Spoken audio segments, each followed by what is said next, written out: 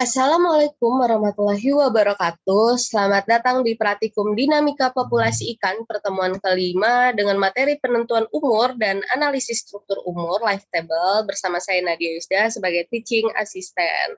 Nah, jadi di sini saya akan menjelaskan terkait materi nih, materi pertemuan kelima.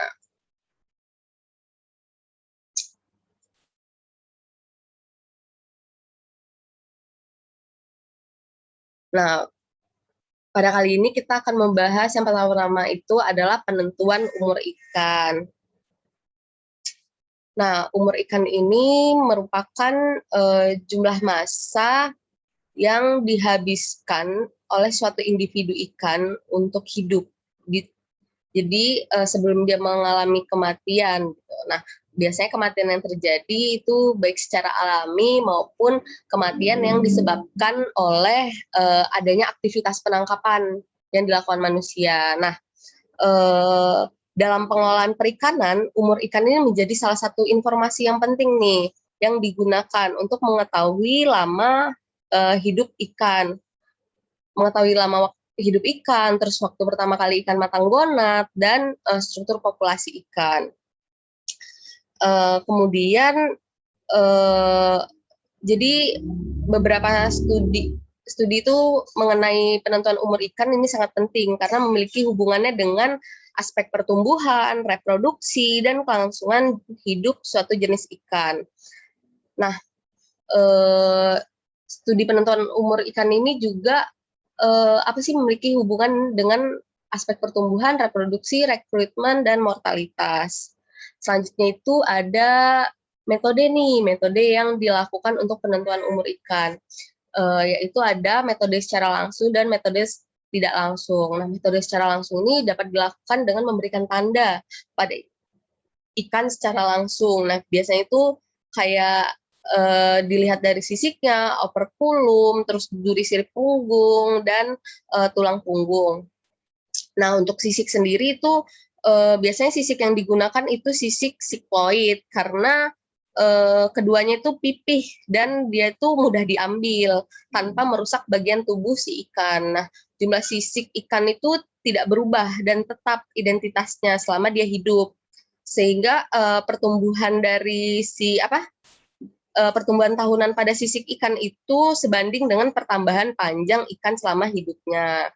Nah, kemudian selain dengan sisik itu ada dengan operculum nih. Operculum itu biasanya beberapa peneliti itu menyebutkan bahwa memang penerapan dari metode ini tuh sangat berhasil lah dan memuaskan gitu. Nah, kemudian itu ada sirip punggung nih, menggunakan sirip punggung. Nah, biasanya sirip punggung ini digunakan apabila ikan-ikan yang tidak memiliki sisik atau sisiknya itu sangat kecil dan tertanam jauh ke dalam kulitnya. Nah, selanjutnya itu ada metode tidak langsung. Metode tidak langsung ini dilakukan dengan melihat tanda-tanda yang ada pada tubuh ikan yang diamati. Oke.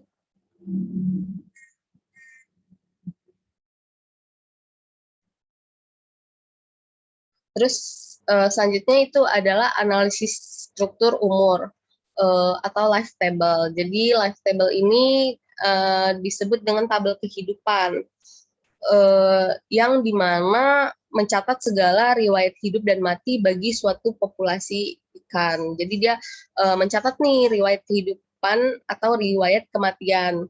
Nah, biasanya life table ini merupakan gambaran nih tentang sejarah kehidupan suatu kohort yang berangsur-angsur berkurang karena adanya kematian. Jadi satu kohort ini itu dia merupakan lahir pada waktu yang sama. Jadi biasanya 1 tahun atau biasanya itu peneliti itu kurang gitu kalau mengambil datanya 1 tahun. Jadi paling ini 5 tahun gitu.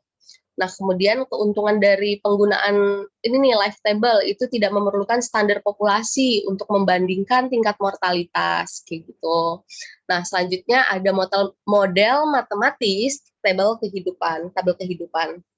Jadi ada 4 model nih teman-teman. Yang pertama itu ada model independen densitas untuk organisme dengan pemijahan diskrit yang berbeda. Nah, berikut rumusnya itu ada N besar T plus T besar dikurang NT sama dengan T dikali R dikali NT. Nah, ini bisa dipindahin ya. Nah, atau pakai rumus yang di bawah ini. Jadi dia NT-nya itu dipindahin masuk ke dalam, karena dia negatif, pindahin ke kanan jadinya positif ya. Jadi NT plus T kali R kali NT. Nah, di mana NT ini merupakan ukuran populasi pada waktu tertentu, T itu merupakan waktu, R merupakan laju reproduksi intrinsik, NT plus T itu ukuran populasi pada tahun berikutnya. Nah, ini berikut merupakan gambar satu, itu model independen densitas diskrit. Nah, di X-nya ini merupakan waktu, dan di sumbu Y-nya itu merupakan ukuran populasi pada waktu tertentu. Nah, jadi hasil NT yang telah didapatkan itu akan diplotkan dengan waktu gitu. Jadi akan membentuk suatu grafik eksponensial, di mana grafik ini menunjukkan populasi yang berubah pada setiap generasi di bawah kondisi kepadatan independen. Nah, selanjutnya itu ada model dependen densitas untuk organisme dengan pemijahan diskrit yang berbeda. Nah, berikut rumusnya tadi sama aja, keterangannya sama yang model pertama. Nah, cuman di sini yang membedakan ada K-nya nih, ada K. Nah, K yang dimaksud adalah daya dukung. Nah, di mana ini itu ini nih ada kemungkinan dari hasil model diskrit ini yang berhubungan antara R dan K. Jadi R dan K ini memiliki hubungan nih. Jika ada nih yang pertama, jika 0 kecil di antara RT kecil 1, maka populasi tidak akan melampaui K gitu. Nah, apabila dia rentannya dari 1 sampai dengan 2 itu, maka akan melampaui K, tetapi setelah itu akan turun mendekati K. Jadi dia akan melampaui K dulu, kemudian dia akan turun mendekati K. Apabila nilainya itu 2 sampai dengan 2,7, itu maka populasinya memiliki siklus yang stabil di atas dan di bawah K. Nah, sedangkan apabila dia RT-nya itu lebih besar dari 2,7, maka akan terjadi ketidakstabilan. Jadi apabila nilai yang didapatkan itu di atas K gitu, RT-nya gitu, nah maka tidak ininya tidak tabel kehidupannya tidak mengalami kestabilan nih gitu. Nah, untuk memplotting NT terhadap waktu akan menunjukkan efek dari R dan T terhadap populasi yang bergantung pada densitas. Nah, ini berikut merupakan dari grafik model dependen densitas diskrit.